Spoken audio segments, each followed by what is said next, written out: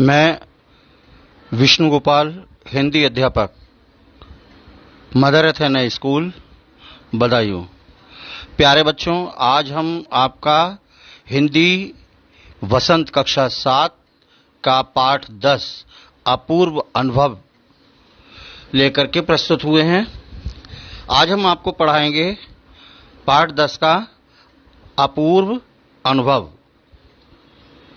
प्रस्तुत पाठ तेत्सुको कुरियानागी द्वारा लिखित विश्व प्रसिद्ध पुस्तक तोत्तो-चान का एक अंश है। ये पुस्तक है जिसका नाम है तोत्तो-चान, उसका एक छोटा सा भाग है। इस पुस्तक का जो मूल रूप से जापानी में लिखी गई है, विश्व की अनेक भाषाओं में अनुवाद हुआ है। यहाँ संकलित अंश में तोत्तो-चान द्वारा अथक प्रयास करके एक विकलांग लड़के यासुकी-चान को पेड़ पर चढ़ाने और यासुकी-चान के लिए ऐसा संभव हो जाने को एक अपूर्व अनुभव के रूप में देखा गया है। इस कहानी में आप पढ़ेंगे, दो मित्र हैं, तोत्तो-चान हैं और यासुकी-चान। इन दोनों मित्रों के विषय में पढ़ेंगे कि एक बच्चा जो है यासुकी-चान, वो विकलांग है और तोत्तो-चान उसकी मित्र है। जो सब बच्चे पेड़ पर चढ़ते हैं और अपूर्व अनुभव करते हैं, दृश्य देखते हैं सुंदर सुंदर, परंतु वो उससे वंचित रहता है। अपने उसी मित्र को ये सारे दृश्य दिखाने के लिए, नज़ारे दिखाने के लिए उसके मित्र ने अथक प्रयास किया और अंततोगत्वा वो उसमें सफल हुए। आइए इस कहानी में इसके द्वारा हम पढ़ते हैं और समझते हैं। आपको आनंद आएगा। आप ध्यानपूर्वक इस कहानी को पढ़ेंगे, सुनेंगे और समझेंगे। सभागार में शिविर लगने के 2 दिन बाद तोत्तो-चान के लिए एक बड़ा साहस करने का दिन आया। सभागार का शिविर लगने के 2 दिन बाद उसके लिए एक बड़ा साहस करने का दिन आया। एक दिन उसे यासुकी-चान से मिलना था। इस दिन उसे यासुकी-चान से, अपने मित्र से मिलना था। इस भेद का पता ना तो तोत्तो-चान के माता पिता को था, ना ही यासुकी-चान के। उसने यासुकी-चान को अपने पेड़ पर चढ़ाने का न्योता दिया था। तोमोए में हर एक बच्चा बाग के एक एक पेड़ को अपने खुद के चढ़ने का पेड़ मानता था। तोत्तो-चान का पेड़ मैदान के बाहरी हिस्से में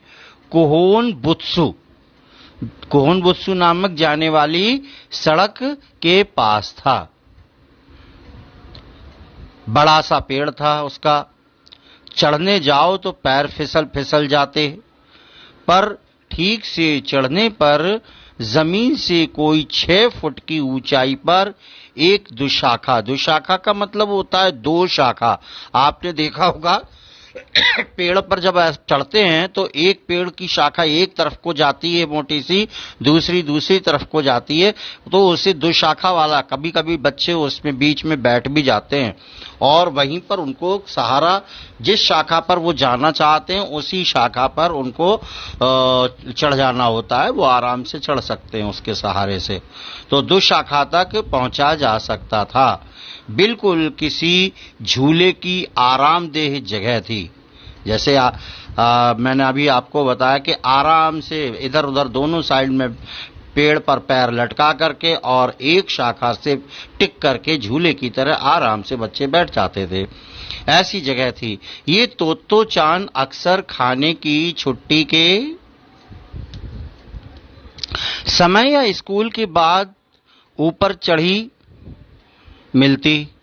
वहां से वह सामने दूर तक ऊपर आकाश को या नीचे सड़क पर चलते लोगों को देखा करती थी। पेड़ पर चढ़ करके उसको ऊंचे पर आकाश भी दिखाई देता था और नीचे देखती थी सड़क पर तो लोग आते जाते उसको दिखाई दिया करते थे।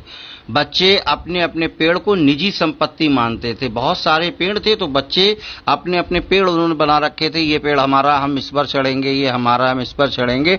तो वो अपनी निजी संपत्ति मानते थे, उसको समझते थे कि इस पेड़ पर हमारा ही अधिकार है। किसी दूसरे के पेड़ पर चढ़ना हो तो उससे पहले पूरी शिष्टता से माफ कीजिए क्या मैं अंदर आ जाऊं पूछना पड़ता था। तो उस यासुकी चान को पोलियो था, यानी उसको पोलियो का मर्ज था, इसलिए वह ना तो किसी पेड़ पर चढ़ पाता था और न किसी पेड़ को निजी संपत्ति मानता था। उसका कोई भी पेड़ ऐसा नहीं था जिसको वो चढ़ पाता, जिसके ऊपर, या वो अपनी निजी संपत्ति समझ पाता। अतः तोत्तो चान ने उसे अपने पेड़ पर आमंत्रित किया था, पर ये बात उन्होंने किसी से नहीं कही, क्योंकि अगर बड़े सुनते तो जरूर डांटते। घर से निकलते समय तोत्तो चान ने मां से कहा कि वे यासुकी चान के घर डेनेन चोफू जा रही है, चूंकि वे झूठ बोल रही थी। इसलिए उसने मां की आंखों में नहीं झांका, वह अपनी नजरें जूतों के फीतों पर ही गड़ाए रही। रॉकी उसके पीछे पीछे स्टेशन तक आया। जाने से पहले उसे सच बताए बिना तोत्तो चान से रहा नहीं गया। मैं यासुकी चान को अपने पेड़ पर चढ़ने देने वाली हूं, उसने बताया। यानी वो कहना चाहती थी कि आज मैं यासुकी चान को अपने पेड़ पर चढ़ाऊंगी। तोत्तो चान स्कूल पहुंची तो रेल पास उसके गले के आसपास हवा में उड़ रहा था। यासुकी चान उसे मैदान में क्यारियों के पास मिला।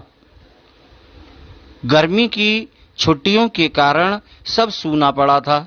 छुट्टियां गर्मियों की चल रही थी, इसलिए सब सुनसान थी। यासुकी चान उसे कुल जमा 1 ही वर्ष बड़ा था, यानी यासुकी चान उससे केवल 1 साल बड़ा था, पर तोत्तो चान को वह अपने से बहुत बड़ा लगता था। जैसे ही यासुकी चान ने तोत्तो चान को देखा, वह पैर घसीटता हुआ उसकी ओर बढ़ा। उसके हाथ अपनी चाल को स्थिर करने के लिए दोनों ओर फैले हुए थे। तोत्तो चान उत्तेजित थी। वे दोनों आज कुछ ऐसा करने वाले थे जिसका भेद किसी को भी पता न था। वह उल्लास में ठिठियाकर हंसने लगी। यासुकी चान भी हंसने लगा। तोत्तो चान यासुकी चान को अपने पेड़ की ओर ले गई और उसके बाद तुरंत चौकीदार के छप्पर की ओर भागी। जैसे उसने रात को ही तय कर लिया था। वहां से वह एक सीढ़ी घसीटती हुई लाई। उसे तने के सहारे ऐसे लगाया जैसे वह दुशाखा तक पहुंच जाए, जिससे वो दुशाखा तक पहुंच जाए। वो कुर्सी से ऊपर चढ़ी और सीढ़ी के किनारे को पकड़ लिया। तब उसने पुकारा, ठीक है, अब ऊपर चढ़ने की कोशिश करो। तोत्तो चान ने अपने मित्र यासुकी चान को सीढ़ी लगा करके ऊपर चढ़ने के लिए इशारा किया। उसने कहा कि अब बिल्कुल ठीक है, हम लोग ऊपर चढ़ सकते हैं, अब तुम इसको ऊपर चढ़ने की कोशिश करो, प्रयास करो। यासुकी चान के हाथ पैर इतने कमजोर थे कि वह पहली सीढ़ी पर भी बिना सहारे के चढ़ नहीं पाया। इस पर तोत्तो चान नीचे उतर आई और यासुकी चान को पीछे धकेलने लगी। पर तोत्तो चान थी छोटी और नाजुक सी, इससे अधिक सहायता क्या करती। यासुकी चान ने अपना पैर सीढ़ी पर से हटा लिया और हताशा से सिर झुकाकर खड़ा हो गया। जब उससे मतलब बच्चों, इसका मतलब ये है कि वो इतना कमजोर था और वो पूरा प्रयास कर रही थी जितना कर सकती थी। यासुकी चान उसमें सफल नहीं हुआ तो वो हताश हो गया, निराश, कि शायद मैं पेड़ पर नहीं चढ़ पाऊंगा। इसलिए उसने अपना पेड़ से पैर हटा लिया और हटा करके एक और सिर झुका करके खड़ा हो गया। तो चान को पहली बार लगा कि काम उतना आसान नहीं है जितना वो सोचे बैठी थी। अब क्या करे वह, यानी उसको फिक्र हो गई, चिंता हो गई कि ये मैंने जितनी आसानी से सोचा था मैं कर लूं, इससे वो और ज्यादा परेशान हुई।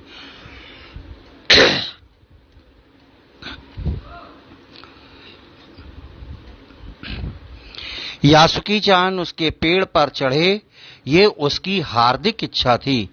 यासुकी चान के मन में भी उत्साह था। वह उसके सामने गई। उसका लटका चेहरा इतना उदास था कि तोत्तो चान को उसे हंसाने के लिए गाल फुलाकर तरह तरह के चेहरे बनाने पड़े। यानी वो किसी भी प्रकार से अपने मित्र को उदास होने देना नहीं चाहती थी और तरह तरह से उसको ये उत्साह वर्धन कर रही थी, ये बता रही थी कि किसी न किसी तरह भी वो अपने आप को हताश ना होने दे, उदास ना होने दे। ठहरो, एक बात सूझी है। वह फिर चौकीदार के छप्पर की ओर दौड़ी और हर एक चीज उलट पुलट देखने लगी। आखिर उसे एक तिपाई सीढ़ी मिली जिसे थामे रहना भी जरूरी नहीं था। तिपाई सीढ़ी मतलब आप समझते हैं, 3 ओर से जिसके 3 पाए होते हैं उसको अगर हम टेक देते हैं तो फिर उसको पकड़े रहना जरूरी नहीं होती है, वो स्वयं ही अपने स्थान पर टिकी रहती है और हम उस पर आसानी से चढ़ सकते हैं। वह तिपाई सीढ़ी को घसीट कर ले आई तो अपनी शक्ति पर हैरान होने लगी। तिपाई की ऊपरी सीढ़ी दुशाखा तक पहुंच रही थी। देखो, अब डरना मत, उसने बड़ी बहन की सी आवाज में कहा। ये डगमगाएगी नहीं। अर्थात तोत्तो चान ने यासुकी चान को हिम्मत बंधाई और ये कहा अब डरने की जरूरत नहीं है, अब ये जमीन पर टिकी रहेगी और किसी भी तरह का डर नहीं है, तुम बहुत आराम से ऊपर चढ़ सकते हो। यासुकी चान ने घबराकर तिपाई सीढ़ी और पसीने से तरबतर तोत्तो चान की ओर देखा। उसे भी काफी पसीना आ रहा था। उसने पेड़ की ओर देखा और तब वह निश्चय के साथ पांव उठाकर पहली सीढ़ी पर रखा। उन दोनों को ये बिल्कुल भी पता न चला कि कितना समय यासुकी चान को ऊपर तक चढ़ने में लगा। सूरज का ताप उन पर पड़ रहा था, यानी गर्मी बहुत थी। जब सूरज चमक रहा है तो उसका ताप यानी उसकी गर्मी, धूप पड़ने के कारण दोनों को पसीना आ रहा था। दोनों पसीने से तरबतर थे, पर दोनों का जो ध्यान था वो यासुकी चान के ऊपर तक पहुंचने में रमा था। तोत्तो चान नीचे से उसका एक एक पैर सीढ़ी पर धरने में मदद कर रही थी। अपने सिर से वह उसके पिछले हिस्से को भी स्थिर करती रही। यासुकी चान पूरी शक्ति के साथ जूझ रहा था और आखिर वह ऊपर पहुंच गया। यानी उसने भी बहुत अधिक प्रयास किया ऊपर चढ़ने का और फिर वो पेड़ के ऊपर चढ़ ही गया। हुर्रे! पर उसे अचानक सारी मेहनत बेकार लगने लगी। तोत्तो चान तो सीढ़ी से छलांग लगाकर दुशाखा पर पहुंच गई, पर यासुकी चान को सीढ़ी से पेड़ पर लाने की हर कोशिश बेकार रही। यासुकी चान सीढ़ी थामे तोत्तो चान की ओर ताकने लगा। तोत्तो चान की रुलाई छूटने को हुई, यानी वो रोना ही चाहता था।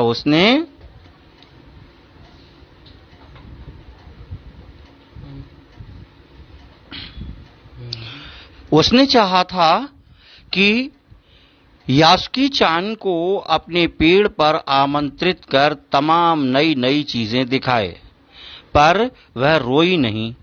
उसे डर था कि उसके रोने पर यासुकी चान भी रो पड़ेगा। उसने यासुकी चान का पोलियो से पिचकी और अकड़ी उंगलियों वाला हाथ अपने हाथ में थाम लिया। उसके खुद के हाथ से वह बड़ा था, उंगलियां भी लंबी थीं।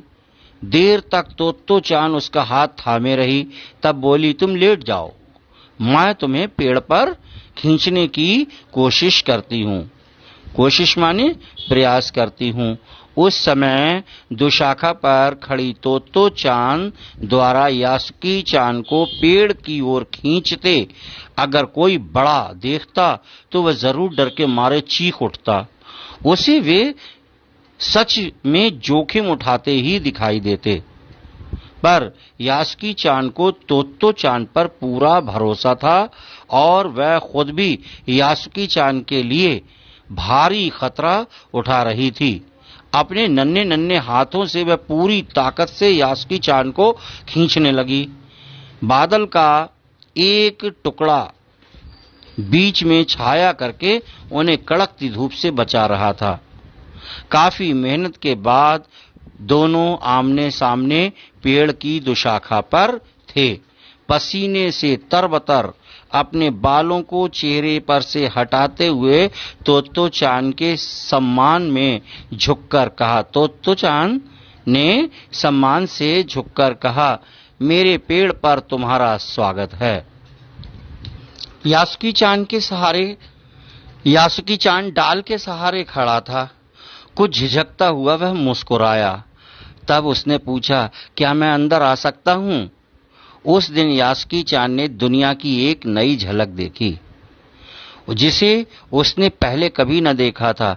तो ऐसा होता है पेड़ पर चढ़ना, यासुकी चान ने खुश होते हुए कहा। वे बड़ी देर तक पेड़ पर बैठे बैठे इधर उधर की गप्पें लड़ाते रहे। मेरी बहन अमेरिका में है, उसने बताया है कि वहां एक चीज होती है, टेलीविजन। यासुकी चान उमंग से भरा बता रहा था। वह कहती है कि जब वह जापान में जाएगा तो हम घर बैठे बैठे ही सूमो कुश्ती देख सकेंगे। वह कहती है कि टेलीविजन एक डिब्बे जैसा होता है। तोत्तो चान उस समय यह तो न समझ पाई कि यासुकी चान के लिए जो कहीं भी दूर तक चल नहीं सकता था, घर बैठे चीजों को देख लेने के क्या अर्थ होंगे। वह तो यही सोचती रही कि सूमो पहलवान घर में रखे किसी डिब्बे में कैसे समा जाएंगे। उनका आकार तो बड़ा होता है, पर बात उसे बड़ी लुभावनी लगी। उन दिनों टेलीविजन के बारे में कोई नहीं जानता था। पहले पहल यासुकी चान ने ही तोत्तो चान को उसके बारे में बताया था। पेड़ मानो गीत गा रहे थे और दोनों बेहद खुश थे।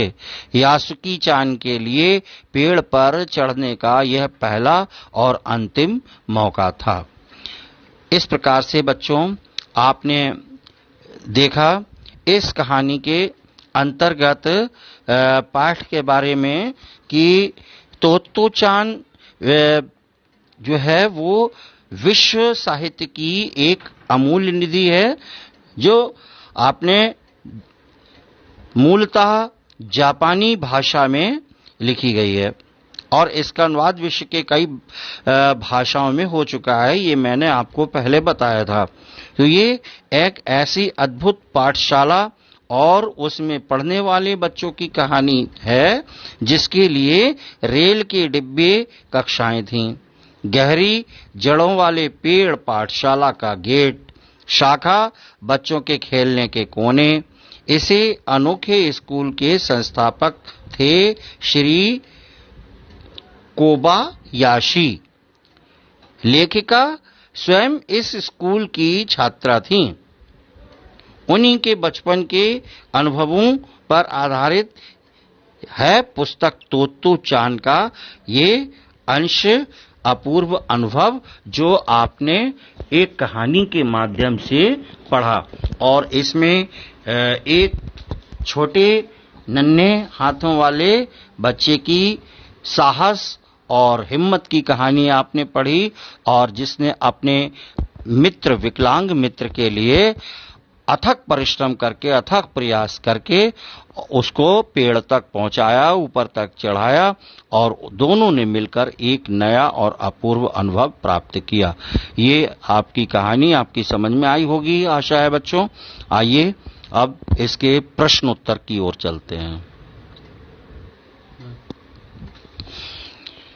प्यारे बच्चों, पाठ 10 अपूर्व अनुभव, आप इसके प्रश्न उत्तर देखिएगा। पाठ से दिया गया है प्रश्न नंबर 1। यासुकी चान को अपने पेड़ पर चढ़ाने के लिए तोत्तो चान ने अथक प्रयास क्यों किया? लिखिए। उत्तर, यासुकी चान तोत्तो चान का मित्र था। यासुकी चान को पोलियो होने के कारण उसका पेड़ पर चढ़ना असंभव था, अतः तोत्तो चान ने अपने मित्र यासुकी चान से उसे पेड़ पर चढ़ाने का वादा किया था, क्योंकि वह उसे पेड़ पर चढ़ाकर नई नई चीजें दिखाना चाहती थी। इसी इच्छा को पूर्ण करने के लिए उसने अपने मित्र को पेड़ पर चढ़ाने का अथक प्रयास किया। प्रश्न संख्या 2 देखेंगे आप। आपके स्क्रीन पर आपको दिखाई दे रहा है प्रश्न नंबर 2। दृढ़ निश्चय और अथक परिश्रम से सफलता पाने के बाद तोत्तो चान और यासुकी चान को अपूर्व अनुभव मिला। इन दोनों के अपूर्व अनुभव कुछ अलग अलग थे। दोनों में क्या अंतर थे? लिखिए। उत्तर देखिएगा। दृढ़ निश्चय और अथक परिश्रम से सफलता पाने के बाद उन दोनों मित्रों को अपूर्व अनुभव प्राप्त हुआ, परंतु उनके अनुभव एक दूसरे से भिन्न थे। भिन्न माने अलग अलग थे। तोत्तो चान अनेक बार पेड़ पर चढ़ चुकी थी, पर उसका मित्र कभी पेड़ पर नहीं चढ़ा। इसलिए उसने अपने दोस्त की पेड़ पर चढ़ने में पहली बार ही मदद की थी। इससे उसे बहुत खुशी मिली और स्वयं पर विश्वास बढ़ा। यासुकी चान को भी पहली बार पेड़ पर चढ़कर अपूर्व खुशी मिली। पेड़ पर चढ़कर उसने सब कुछ देखा और उसे बहुत आनंद आया। प्रश्न संख्या 3 देखें। प्रश्न संख्या 3 है बेटा, पाठ में खोज कर लिखिए। पाठ में खोज कर देखिए। खोज कर माने ढूंढकर, तलाश करके देखिए। कब सूरज का ताप यासुकी चान और तोत्तो चान पर पड़ रहा था? वे दोनों पसीने से तरबतर हो रहे थे। और कब बादल एक का एक टुकड़ा उन्हें छाया देकर कड़कती धूप से बचाने लगा था? आपके अनुसार इस प्रकार परिस्थिति के बदलने का क्या कारण हो सकता है? उत्तर देखिएगा। जब तोत्तो चान यासुकी चान को तिपाई सीढ़ी पर चढ़ाने की कोशिश कर रही थी, तब उन दोनों पर सूरज की तेज धूप पड़ने लगी, जिस कारण दोनों पसीने से तरबतर हो गए। किंतु तोत्तो चान की मदद से यासुकी चान ऊपर चढ़ गया, मगर दुशाखा तक नहीं पहुंच सका। तोत्तो चान छलांग लगाकर वहां तक पहुंची और उसे ऊपर खींचने लगी। तभी बादल ने आकर उन दोनों पर छाया कर दी, मानो वे उन दोनों की मदद कर रहे हों, क्योंकि उनकी मदद के लिए वहां कोई भी नहीं था। प्रश्न संख्या 4 देखिएगा। यासुकी चान के लिए पेड़ पर चढ़ने का यह अंतिम मौका था। इस अधूरे वाक्य को पूरा कीजिए और लिखकर बताइए कि लेखिका ने ऐसा क्यों लिखा होगा। उत्तर, तोत्तो चान के साहस व परिश्रम के कारण ही वह प्रथम बार पेड़ पर चढ़ सका। बिना तोत्तो चान की मदद के वह पेड़ पर कभी नहीं चढ़ सकता था। यदि इसका पता उनके घर वालों को या बड़ों को चलता तो वे उन्हें ये काम करने की अनुमति नहीं देते और तोत्तो-चान भी दोबारा ये कार्य नहीं कर पाती। अतः यासुकी-चान को पेड़ पर चढ़ने का यह पहला और अंतिम मौका था।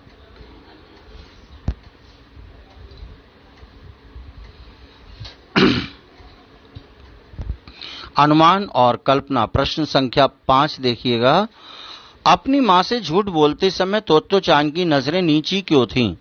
उत्तर, अपनी मां से झूठ बोलते समय तोत्तो-चान की नजरें नीची इसलिए थीं क्योंकि उसने अपनी मां से झूठ बोला था कि वह यासुकी-चान के घर जा रही है। मां की ओर देखते ही मां उसे पकड़ लेती और फिर जाने नहीं देती। प्रश्न संख्या 7-6 देखेंगे। यासुकी-चान जैसे शारीरिक चुनौतियों से गुजरने वाले व्यक्तियों के लिए चढ़ने उतरने की सुविधाएं हर जगह नहीं होती, लेकिन कुछ जगहों पर ऐसी सुविधाएं दिखाई देती हैं। उन सुविधा वाली जगहों की सूची बनाइए।